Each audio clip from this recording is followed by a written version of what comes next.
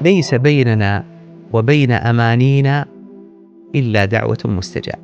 قال عليه الصلاة والسلام: إن الله لا يستحي أن يرد يدي عبده صفرا إذا رفعهما في الدعاء. يعني قال الله عز وجل: وقال ربكم ادعوني أستجب لكم، وإذا سألك عبادي عني فإني قريب أجيب دعوة الداعي إذا دعان فليستجيبوا لي وليؤمنوا. أن الدعاء يجمع بين العبادة القلبية والعبادة الظاهرة، والدعاء من أيسر الأمور على المسلم، ومن أعظمها عند الله، ثم من أعظمها أثرا على المسلم. كان النبي صلى الله عليه وسلم يقول: أهم أمور العبادة التي خلقتم لأجلها هو دعاء الله سبحانه وتعالى. أن أعظم سبب لاستجابة الدعاء أن يخلص لله سبحانه وتعالى، أن تستشعر أنك تناجي الله عز وجل.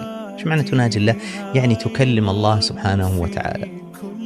أستشعر أن الله يسمعني، أن الله يراني، أن الله معي، أن الله يحيط بي، أنني محتاج إلى الله عز وجل، أنني مفتقر إلى الله سبحانه وتعالى. إحسان الظن بالله تعالى: أنا عند ظن عبدي بي فليظن بي ما شاء. إيش تظن بالله؟ تظن الله عاد بيعطيك؟ سيعطيك. أصلا لا يمكن أن الإنسان يدعو الله عز وجل إلا إذا قام في قلبه إحسان الظن بالله عز وجل. إذا عرف الإنسان أن الله عز وجل بيده كل شيء سيسأل الله من كل شيء.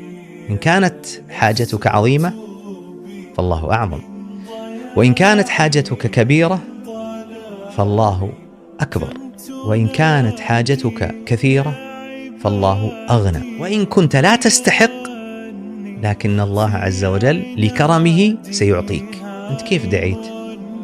دعيت حينما وفقك الله عز وجل للدعاء. يقول عمر بن الخطاب رضي الله عنه: إني لا أحمل هم الإجابة ولكن أحمل هم الدعاء، فإذا وفقت إلى الدعاء وفقت إلى الإجابة.